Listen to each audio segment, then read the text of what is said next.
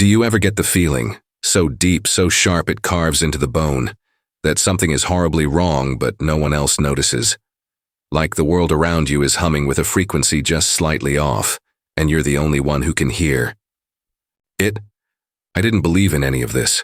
Not anomalies, not visitations, definitely not mass disappearances. But then I found this. Not a message, not a file exactly. Something in between. Something not meant to survive transmission. And now that you're here, it means you found it too. This is not a story. It's not a warning. It's a wound that hasn't stopped bleeding. There were 10,000 ships sent to Earth. An event so vast it should have broken the sky open. Every world in the Union watched with reverence and expectation, a triumphant return to the cradle of man. The broadcast was global. Every channel flickered with their arrival. Families gathered in living rooms. Children drew pictures of silver hulls and alien skies. News anchors wept as they read prepared statements about unity and evolution. And then, screams, not from the people here, from the ships, from inside them. Just screams. No light, no hail, no telemetry, no survivors. That was 3 years ago. The skies have been quiet since. The footage was buried, edited, retold as malfunction, hysteria. The truth suffocated under bureaucratic rephrasing. But there was one detail that slipped through. Never explained, never understood. The last word transmitted, spoken by a voice no one recognized, a voice not registered to any crew, uttered one syllable just before silence swallowed the fleet. Stay. I've seen the files.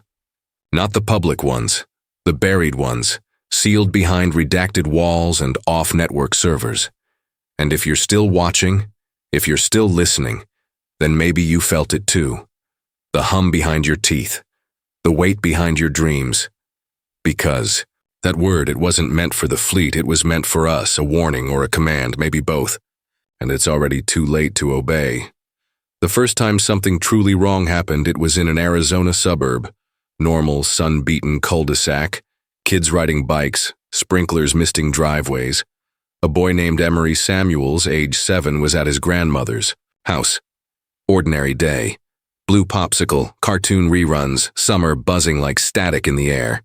At 3:17 p.m., Emery looked up from his sketch pad, pointed at the blank television screen and said, "Uncle Mark says he forgives you now."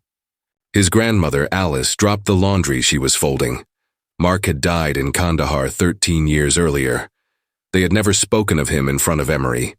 She'd locked away all the pictures, no videos, no voice memos, nothing.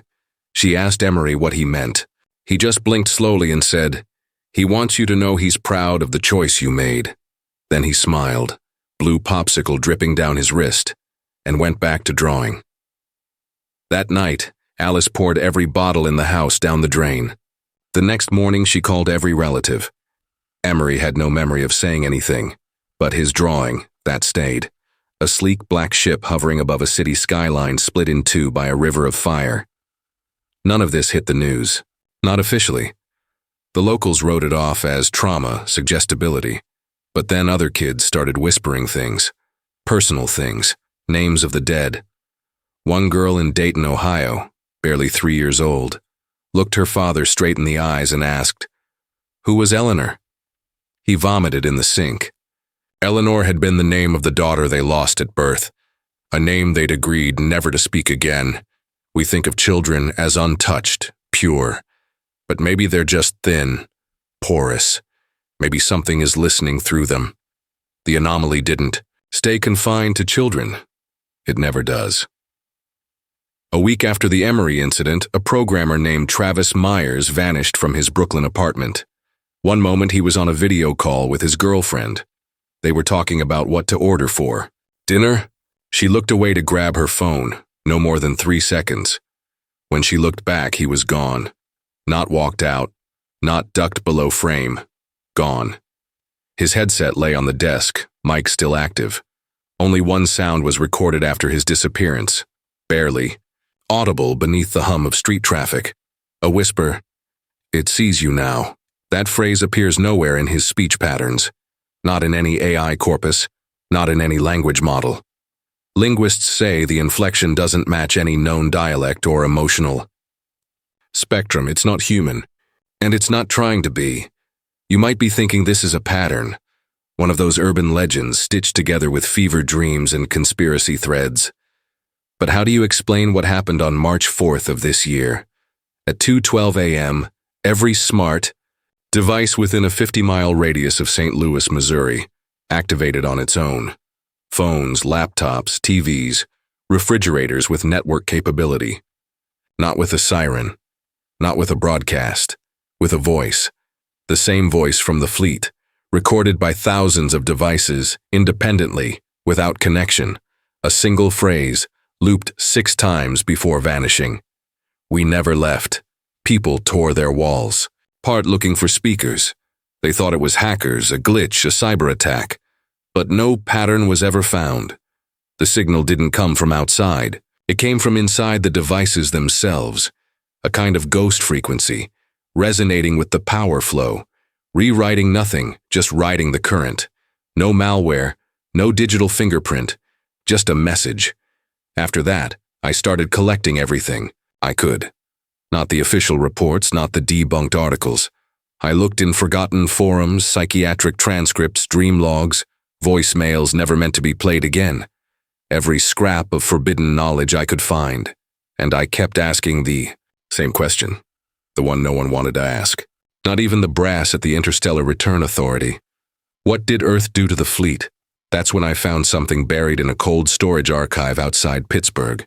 It had no clearance level, no identifier, just a file name, MK Lazarus Chain 77. It was 3 seconds long. Video, no audio.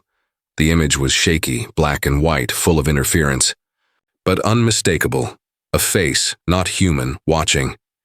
It knew it was being recorded, and it smiled. You need to understand. Whatever's happening now didn't start with the fleet. It didn't even start with us. This thing has been waiting, shaping itself, not into a form, but a pattern, a way of thinking, of remembering. That's the real horror, isn't it? Not that something alien came to Earth, but that it woke up here. And when the ships arrived, they didn't come to greet us. They came to warn us. 10,000 vessels, 10,000 screams, 10,000 souls turned to static in a breath. And the last word they left us was a plea, or a curse. Stay. That's not even the worst part. You remember Alice, Emery's grandmother? She died 3 nights ago. Natural causes, they said. But I was there. I was the one who found her. The TV was on, static, of course, and a single phrase was burned into the screen, not visible to the naked eye, only through EM residue like ghost ink. I used an old IR filter to capture it. 5 words. They are inside the water. I don't know what that means yet. But the river in Emery's drawing, do you remember? Fire split through it. A black ship above. And just this morning, I received a voicemail. The number was scrambled. The voice, Emery's. Only he's been missing for 9 days. All it said was, "It's under Chicago now and it remembers your name." You still think this is just a story? Then tell me why your lights just flickered. Tell me why your faucet is dripping. Tell me why just now you suddenly remembered a dream you haven't had since childhood. Something has come back. And it's not. Done with us, not yet. The voicemail kept playing, not through the phone. That had long since gone cold, screen flickering between icons I'd never installed, weather updates for cities I didn't live in, a reminder to check the basement of a house I'd never owned, but through something else. The walls. The air. My own body, maybe. It repeated only once more, Emery's voice soft and precise like a lullaby left playing too long. It's under Chicago now, and it remembers your name. I didn't sleep that night. I tried. But every time I closed my eyes, I could hear something brushing the edges of the apartment. Too soft to be a knock, too constant to be pipes. I unplugged the router, turned off the circuit breakers. Still, the light under the bathroom door pulsed like a heartbeat. It wasn't fear. Not yet. It was something worse. Recognition. The next morning I found the tape recorder in my coat pocket, A small, cracked Radio Shack model I hadn't seen since my dad's funeral. I'd used it back then to collect stories, family memories, the kind people only share when grief softens their resistance. I hadn't touched it in over 20 years. My hands were shaking as I pressed play. The voice wasn't mine. Or maybe it was. It was the voice I think I used to have before cigarettes, before guilt. The younger me asking questions I didn't remember asking. What happened to your brother, Uncle Cal? Silence. Then a long, wet breath. He went into the water. But how? There wasn't a lake. Another silence. The voice that answered next wasn't Uncle Cal's. Wasn't anyone's. There always is, if you look hard enough. I dropped the recorder. Stepped away from it like it might bite. I didn't. Remember that conversation? Uncle Cal didn't have a brother, or maybe he did. Maybe that was the part of the funeral everyone skirted around. Something whispered behind casserole dishes and tight smiles. I couldn't remember. That was the worst part. Not knowing if it was real. The mind is fragile. Memory is even more. So that's what I told myself as I sat in the kitchen, staring into my cold coffee like it might spell something out if I watched long enough. Maybe all of this was trauma bubbling up through old cracks. Maybe the screams from the fleet weren't screams at all, just data corruption. Maybe Emery never existed. Maybe I never existed the way I thought I did. That's when she knocked. 3 soft taps on the apartment door. Not loud, almost polite. Her name was Mara, or so she said. She was a thin woman in a brown coat that looked too heavy for spring, with eyes that darted around the hallway like everything was being recorded through them. She didn't introduce herself with a badge, didn't flash credentials, just said, "You've been hearing it, haven't you?" Like we were already mid-conversation. I should have slammed the door. I didn't. I let her in. She moved like someone who hadn't been inside a house in years. Every step deliberate, she never sat. She touched objects, coasters, mail, the corner of a photograph frame, but never looked directly at me until I asked who sent her. Her smile was small. No one sends anyone anymore. She talked for hours, or maybe it was minutes. Time ran. Strangely, with her in the room. She claimed to be a survivor of the first wave of auditory exposure, said she worked at a translation node during the fleet's descent, heard things that scrambled her equilibrium, made colors bleed into each. Other voices speak backwards. She wore an earpiece even now, tuned to what she called a counter-hum, a kind of sonic white blood cell to keep the noise from seeping in. I lost 12 minutes once, she said. I was standing in my kitchen, and when I came back, the stove was on, the bathtub was running, and there were words written on the mirror. I live alone. What did it say? Mara tilted her head. I think you already know. I didn't. At least I think I didn't. But the phrase echoed in my skull like it had always been there, waiting. We were never supposed to come back. She told me the memories weren't fake, just displaced. Like drawers shuffled in the wrong order. She said water is memory's natural conductor. Oceans, pipes, even the moisture in your breath. That's how it gets in. That's how it listens. Every faucet is a confession booth, she said. Every mirror is a window you don't know you're looking through. I asked her what it was. She didn't answer. She just pressed a small drive into my hand, told me not to plug it into anything connected to the grid, then turned and walked out the door like a scene cutting to black. When I watched the footage that night, off a busted old laptop with no Wi-Fi, I saw myself. Not in my apartment, somewhere else. A facility, maybe underground. My hair was longer, thinner. I looked scared.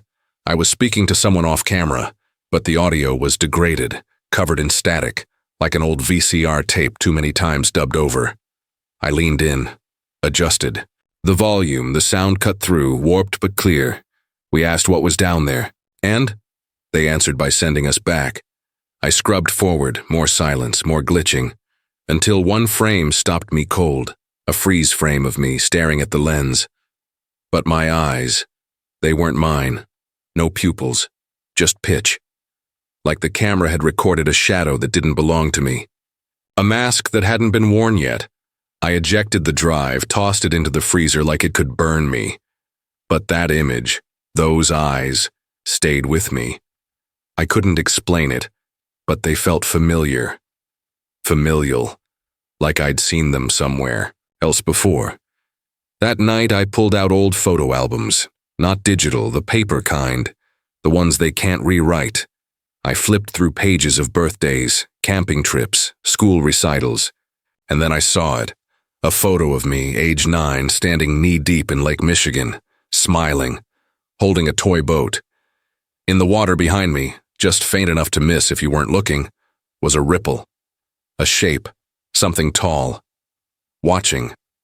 My mother's. Handwriting was on the back. You kept asking to go back that summer, but we never did. You got too quiet. I stared at it until the paper blurred.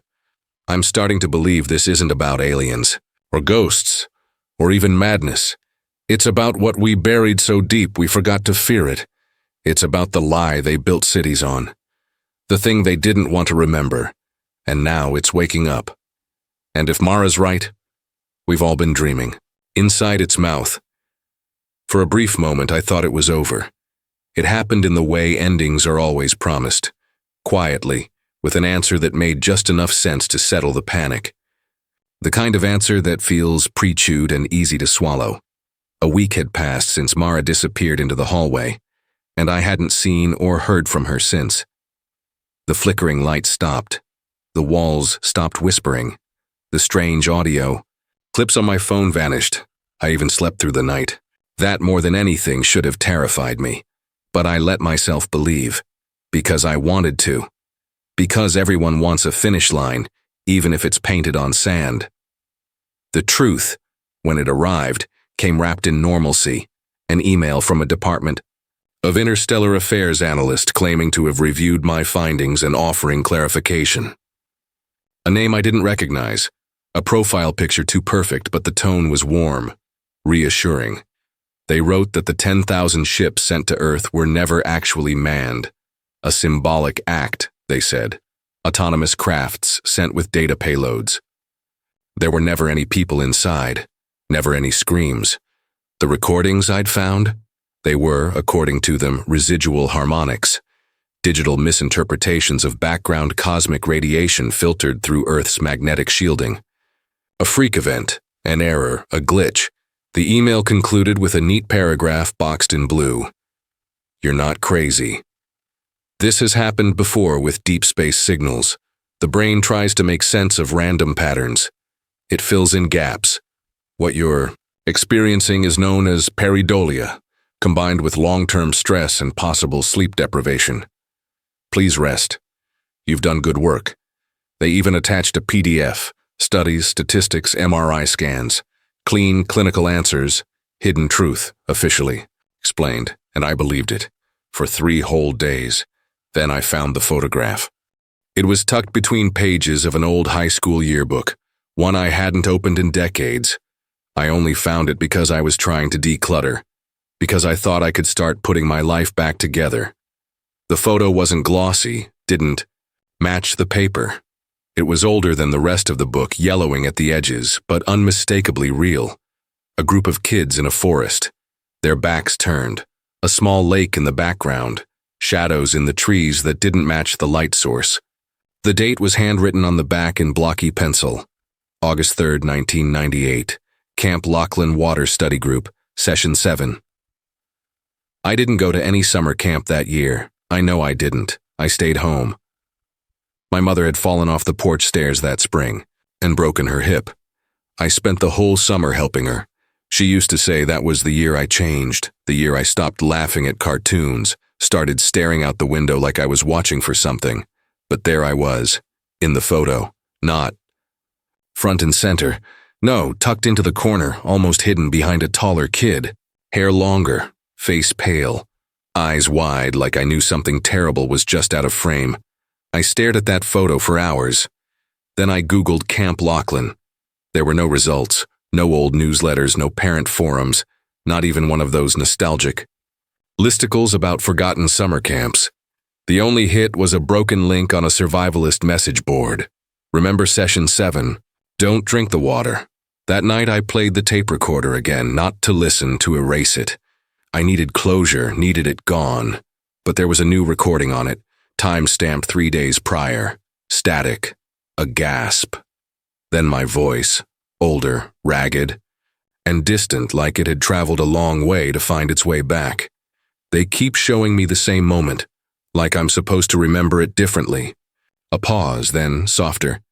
You think you're looking back, but this isn't the past. I dropped the recorder. My skin went cold. This wasn't over. It never was. The truth, that brief and brilliant lie, started to unravel at the seams. First, in dreams, I'd see Mara, but she looked wrong. Her face cracked in the middle like a mirror that had been reassembled imperfectly. Her eyes were full of water, always dripping upward. Then I started noticing things missing. Small at first. My keys, the poster from my bedroom wall. But then whole conversations. I'd try to reference something I'd said to someone the day before, only to be met with blank stares. One friend swore I hadn't spoken to him in weeks, but I had text, messages. I had a voicemail from him, except I didn't. They were gone, replaced with empty call logs and drafts that didn't match my phrasing. And then came the worst part. One night, I woke up and my hands weren't mine. They moved like mine, yes, but they looked older, the skin thinner, veins unfamiliar. I blinked, and they were normal again. But the sensation, the foreignness lingered. I wasn't falling apart. I was peeling back, and beneath me was someone else. I started combing through old home videos, desperate for something real. In one, my 8th birthday, I'm blowing out candles. The room is full of noise, but there's something wrong with the audio, beneath the laughter, the singing. There's this low thrum, like something breathing slowly into the mic. I turned up the volume, isolated the frequencies. A voice emerged, distorted, warped, barely there. We kept you because you forgot. A chill spread through me like sickness. This wasn't new. This wasn't discovery. It was remembrance. And then I found her. Not Mara. A girl. In a video I don't remember filming, walking through a flooded basement. She couldn't be more than 6 or 7, wearing a soaked pink hoodie and holding a stuffed rabbit. She looked up at the camera, at me, and said, "You were supposed to take me with you." She turned and pointed at the water, and in the reflection, I wasn't me. The figure holding the camera was faceless. Just darkness, just watching. The footage glitched, it skipped backward, and played again. Only this time. The girl didn't speak. She just screamed, and as she did, the walls around her shook, water spilled in reverse, and a second figure emerged from the shadows. Mara, only older, worn down, hair matted. She whispered something I couldn't hear until I reversed the audio. "It's not watching us. We're inside it." That was when I understood. Everything until now, the fleet, the screams, the water, the voices, the glitching memories, wasn't the story. It was the stage. The show hadn't started yet, because just now, the faucet turned on by itself, and the sound of the water is humming in perfect sync with the tape recorder's static, as if it knows I'm listening, and it just changed its rhythm. It's not static anymore. It's breathing, which means this isn't over, which means I was never telling you this story. You were always remembering it with me, and now you'll start seeing it. Too, in your dreams, in your mirrors, in the water. Go back to the beginning, watch again, listen closer. You missed it the first time, everyone does. It didn't start with me. I think I understand that now. For a while I believed I was the first to. Notice it? The distortions, the echoes where there shouldn't be sound. The impossible familiarity of things I had no way of knowing. But that's the trick, isn't it? You think the moment of discovery is yours. You think you're the one waking up. Until the signs start showing up in places only you could see. And then you realize someone has been watching you watch. Someone was already awake. It started with the notebooks. They arrived in a plain envelope, no postmark, just a red wax seal pressed into the shape of something circular and asymmetrical, like a planet mid-collapse. Inside were 3 moleskin journals, aged and brittle, filled front to back in the same neat handwriting. My handwriting. But not written by me. The entries were dated. July 14th, 2003. October 2nd, 2009. January 8th, 2017. Events I vividly remembered. The day my father disappeared for 3 hours and came back speaking a dialect no one recognized. The night I found my bedroom door wide open even though I had locked it and put a chair against the knob. The morning I woke to a phone ringing, only to pick it up and hear myself screaming from somewhere underground. They were written like field reports, dry, detailed, disconnected.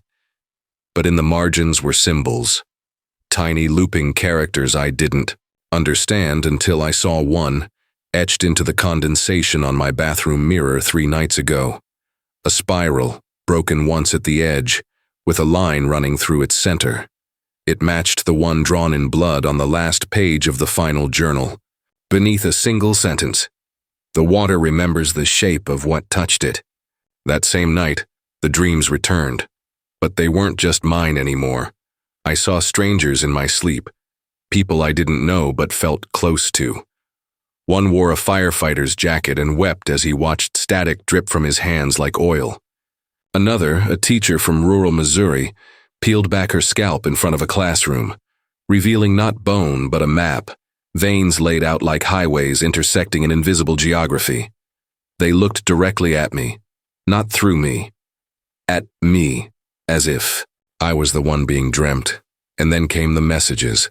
First on napkins at diners I'd never been to, cryptic phrases like, "It only needs silence to breed," or, "You were right all along, don't stop now." Then on billboards, glitched between ads for fast food and pharmaceuticals. "We remember your shape," it read. For exactly 5 seconds. I wasn't the only one who saw it. An old woman standing next to me at the crosswalk clutched my arm. So tightly her nails drew blood. She whispered, "They're testing the echoes again. You can't answer when they call." Then she stepped into traffic without looking back. Everywhere I turned, I felt the architecture shift, like reality was adjusting itself around what I was learning, like it was compensating. At first, I thought I was hallucinating. Then I noticed others were too. In the forums, hidden under layers of lost threads and abandoned subreddits, I found them. People like me, obsessed with old footage, with auditory anomalies, with timelines that didn't hold shape. They spoke in a code built from news broadcasts, out-of-place headlines, and sound frequencies that triggered migraines. But I understood one thing clearly. They weren't looking for answers anymore. They were trying to hide the questions. We started seeing the same images. A baby floating just above a lakebed, eyes wide and unblinking. A subway car that never stopped arriving, filled with mannequins that changed position when unobserved. A man standing on a rooftop in every major city at once, mouthing a countdown in reverse. We didn't know how we knew, but we knew. One user, handle October Echo, claimed they had a full recording of the original scream from the fleet.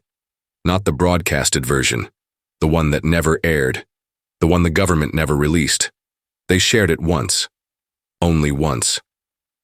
I watched. The file burned through their post in real time, like digital acid. But before it was deleted, I caught one frame, a child's drawing done in crayon labeled, "Dad came back wrong." A week later, October Echo's account was wiped, then every comment they'd ever made, then their name. As if the internet itself had exhaled them.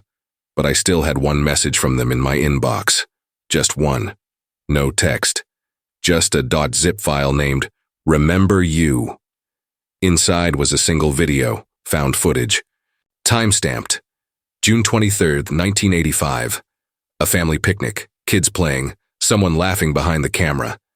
Then a high-pitched whine. The video cuts. The frame flickers, and for exactly 3 seconds, the image resolves into something else. My face. Staring. Directly into the lens, mouth open but not screaming. Smiling, the footage resumes. The family never reacts, but my face remains burned into the frame. I watched it 50 times, tried to find flaws, tried to rationalize. But deep down I knew, that version of me, it's been waiting. And that's when the third voice came in. Not from a dream, not from a tape, from my own reflection. Late one night I saw it blink out of sync, just once, just enough. It said in my own voice, "You've seen too much to go back, but not enough to leave." I asked what it meant. It smiled wider. They left something behind in the water. I pressed my hand to the mirror, the glass was warm, and then a word appeared in the fog of my breath, something no language could spell, but I knew it meant watcher. The one who sees but cannot act.